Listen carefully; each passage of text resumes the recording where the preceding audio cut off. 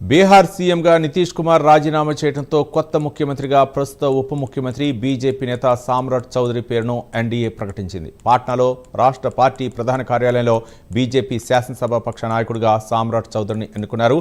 సామ్రాట్ చౌదరి బీహార్ కొత్త ముఖ్యమంత్రిగా బాధ్యతలు చేపట్టేందుకు ఏర్పాట్లు చేసుకోనున్నారు. త్వరలో గవర్నర్ కలిసి తదుపరి ప్రభుత్వం ఏర్పాటుకు విజ్ఞప్తి చేయనున్నారు.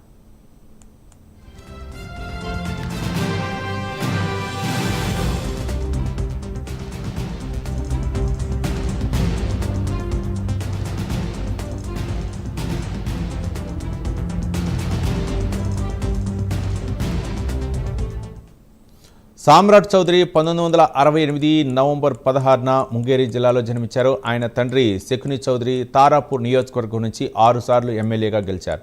ఆయన తల్లి పార్వతీదేవి 1998లో అదే స్థానంలో అప్పటి సమతా పార్టీ తరపున గెలిచారు. గత 12 ఎన్నికల్లో 9 సార్లు తండ్రి, తల్లి, కుమారుడు కలిసి ఆ స్థానంలో గెలిచారు. 1999లో లాలూ ప్రసాద్ యాదవ్ భార్య రబ్రీదేవి ప్రభుత్వం నడిపిన సమయంలో బీజేపీ మిత్రపక్షంగా ఉన్నప్పుడు సామ్రాట్ వ్యవసాయ శాఖ మంత్రి అయ్యారు. 2010 ఎన్నికల్లో పట్పట్ట అసెంబ్లీ స్థానంలో గెలిచారు. 2010లో బీజేపీ ప్రతిపక్షంలో ఉన్నప్పుడు చీఫ్ విప్గా ఉన్నారు. 2023 మార్చి నుంచి 2024 జూలై వరకు బీజేపీ బీహార్ యూనిట్ అధ్యక్షుడిగా పనిచేశారు. రాష్ట్రంలో క్రీడలు, ఆర్థిక, పంచాయతీరాజ్, పట్టణాభివృద్ధి, గృహ నిర్మాణ శాఖల మంత్రిగా కూడా బాధ్యతలు నిర్వహించారు.